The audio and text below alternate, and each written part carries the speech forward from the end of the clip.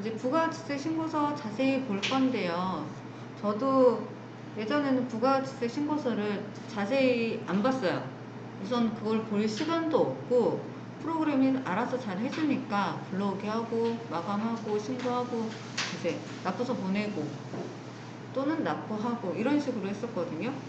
근데 이 신고서를 프로그램 내용도 봐야 되지만 신고서도 한번 보면 내가 부가세 신고서 프로그램 상에서 부가세 신고서를 불러오게 했을 때 어떤 숫자가 거기에 박혀 있다. 그러면 이러한 서식들이 있어줘야 되겠네 라는 거를 알고 바로바로 다음 업무를 할 수가 있습니다. 여기 보면 우리 지금 그 부가가치세 신고할 때 스크래핑을 해오죠. 스크래핑을 해오는데 그러면은 어떤 그 스크래핑 할 때 이제 리스트 형식으로 세금계산서마다 한 줄씩 표현이 되고 리스트 형식으로 딱 보여지게 될 거예요. 그러면 그때 우리가 계정 과목도 설정을 해주고 매출 같은 경우는 상품 매출, 뭐 제품 매출, 공사 수익금액 이런 식으로 한꺼번에 일률적으로 매출은 똑같으니까 계정 과목을 하나로 쫙 하지만 매입 같은 경우는 다양한 매입이 있죠. 계정 과목도 현관비가 있을 수 있고 제조원가가 있을 수 있고 일반 자산 매입이 있을 수도 있고 그래서 매입 같은 경우는 계정 과목을 일일이 다 해주셔야 되는데 그렇게 해준 것들이 나중에 전표 전송을 하게 되면 매입 매출 전표 입력 메뉴로 들어가게 돼요. 그때 매입 매출 전표 입력 메뉴 보면은 이렇게 이런 번호들이 있고 여기 있죠. 볼까요?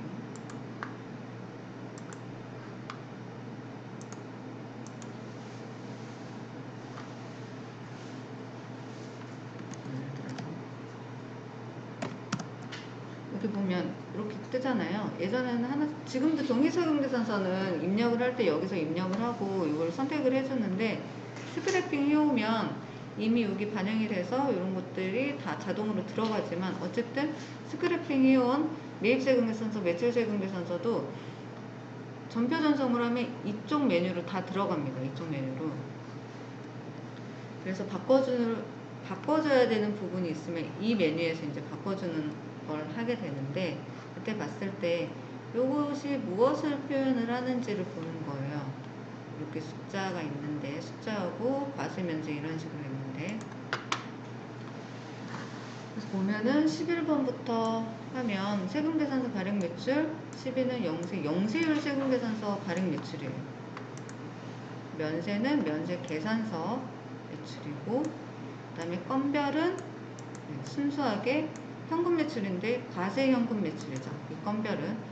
그리고 16번 수출은 직수출, 그 다음에 수출 신고필증이 있는 거, 그리고 국내 사업장이 없는 그 거래자하고 재화 또는 용액 거래가 있었을 때 수출로 합니다.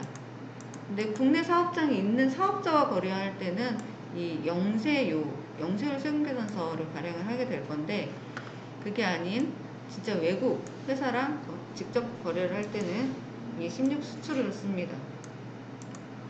그 다음에 17 카과는 카드결제 과세 매출이고 카면은 카드결제 면세 매출이고요.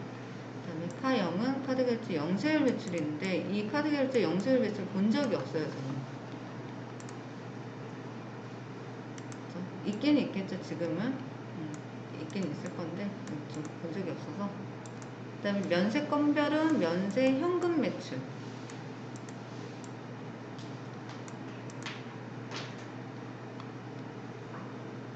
그 다음에 근데 면세 현금 매출까지 신고하는 사업자가 있을까 싶어요. 전 본 적이 없어서. 그 다음에 22 현관은 현금영수증 발행 과세 매출이고 면은 현금영수증 발행 면세 매출이고 현영은 현금영수증 발행 영세 매출. 매세는 매입자 발행 세금계산서 과세 매출인데요. 이런 것들을 처음에 봤을 때 이게 너무 이제 압축된 말이어서 이런 것도 뭐 11번 과세, 영세, 면세 이런 것들을 많이 봤는데 현영이 뭘까? 현금영수증인가? 그러니까 이거를 반영을 해서 어떻게 그 신고서에 영향을 주나 이것들을 몰랐어요. 처음에 받은 것들은 뭐 했던 업무들은 다 세금계산서 있는 것들이니까 오늘 이런 것들이 많았죠. 11번 과세, 영세, 면세 이런 것들. 그래서 이거를 알게 되면 이러한 매출이 있을 때는 요것들을 선택을 해주면 된다 라는 내용이고요. 그 다음에 매입도